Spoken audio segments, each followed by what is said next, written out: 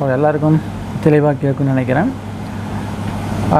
இப்போது வந்து ரீசெண்டாக பார்த்தீங்கன்னாக்கா ஆன்லைன் ஏர்னிங்ஸ்னு சொல்லிட்டு இந்த அப்ளிகேஷன்ஸு, அதாவது ப்ராடக்ட் வாங்குகிற மாதிரி, இதனால் வந்து எவ்வளோ குடும்பங்கள் வந்து அழிஞ்சு நடுத்தருவில் நிற்கிது அப்படிங்கிறது எனக்கு நல்லாவே தெரியும்.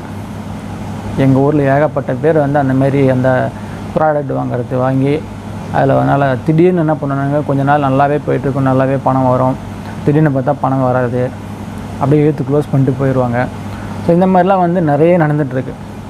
இந்த மாதிரியான இந்தியாவெலாம் எதுக்கு வந்து இந்த மாதிரிலாம் பண்ணுறாங்கன்னு தெரியல, எதுக்கு எத்தனை குடும்பத்தெல்லாம் அழிக்கிறாங்கன்னு எனக்கு தெரியல.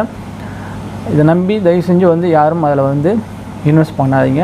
அந்த மாதிரியான அப்ளிகேஷன்ஸ் தான் தயவு செஞ்சு திரும்பி கூட பார்க்காதீங்க. கொடுக்க மாட்டாங்க, கொடுக்கவும் முடியாது. அப்படியே கொடுத்தாலும் கொஞ்ச நாள் கொடுப்பாங்க. உங்களுடைய ஆசையை வந்து தூண்டி 100 ரூபாய் போடுங்க, அப்புறம் 500 ரூபா போட்டு, அப்புறம் 1000 ரூபா போட்டு, அப்புறம் 30,000, 40,000, 50,000 அந்த மாதிரி எங்கள் ஊரில் 2 லட்சம் 3 லட்சம் வரைக்கும் ஏமாந்தவங்க இருக்கிறாங்க.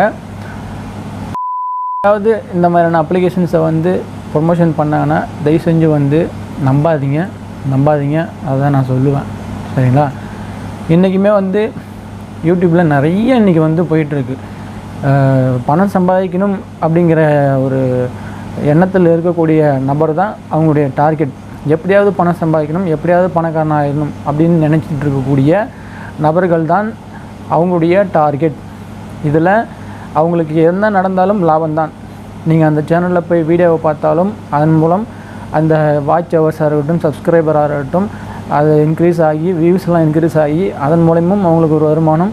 நீங்கள் அதை பார்த்துட்டு நீங்கள் அந்த அப்ளிகேஷனை டவுன்லோட் பண்ணி நீங்கள் அதை அவங்களுடைய ரெஃபர் கோடை வந்து யூஸ் பண்ணி உள்ளே போனாலும் நீங்கள் அதில் பணம் வந்து இன்வெஸ்ட் பண்ணும்போது அதன் மூலயமா அவங்களுக்கு ஒரு கமிஷன் போகும். அதுவுமே அவங்களுக்கு ஒரு லாபம்தான். இதனால் நான் என்ன சொல்ல வரேன்னா, இதில் எல்லாமே வந்து அவங்களுக்கு தான் லாபம், பார்க்குற உங்களுக்கு லாபம் கிடையாது. தயவு செஞ்சு புரிஞ்சுக்கங்க. திரும்பவும் வந்துட்டு செஞ்ச தப்பையே திருப்பி செய்யாதீங்க. அதனால் நான் என்ன சொல்கிறேன்னா, உங்களுக்குன்னு ஒரு வந்து ஸ்கில் இருக்கும். அந்த ஸ்கில்லை வந்து டெவலப் பண்ணி அது மூலிமா நீங்கள் ஒரு யூடியூப் சேனல் நடத்துங்க. அது மூலிமா நீங்கள் என்ன பண்ணி பணம் சம்பாதிக்க முடியும்னு யோசிங்க. உங்களால் இப்படி சம்பாதிக்க முடியுமான்னு யோசிங்க. அதை விட்டுட்டு 100 ரூபா போட்டால் 200 ரூபா வரும், 500 ரூபா போட்டால் 1000 ரூபா வரும்னு சொல்லிட்டு இந்த மாதிரிலாம் போனீங்கன்னா நீங்கள் தான் வந்து அழிஞ்சு போகிற மாதிரி இருக்கும்.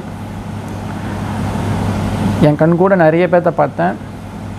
அதில் நீங்கள் பணத்தை இன்வெஸ்ட் பண்ணிவிட்டு பணம் வந்து லாஸ் ஆகிடுச்சு சொல்லிவிட்டு வட்டிக்கு கடன் வாங்கி போட்டவங்களாம் இன்றைக்கி வந்து அந்த வட்டி அந்த காசை கட்டுறதுக்கு இன்னொரு லோனை வாங்கி இன்றைக்கி வட்டின்னு சொல்லிவிட்டு அப்படின்னு நீங்கள் கட்டிக்கிட்டு அவ்வளோ நீங்கள் கதறானுங்க. அம்பூட்டு பேர் நீங்கள் கதறிட்டு இருக்கிறானுங்க.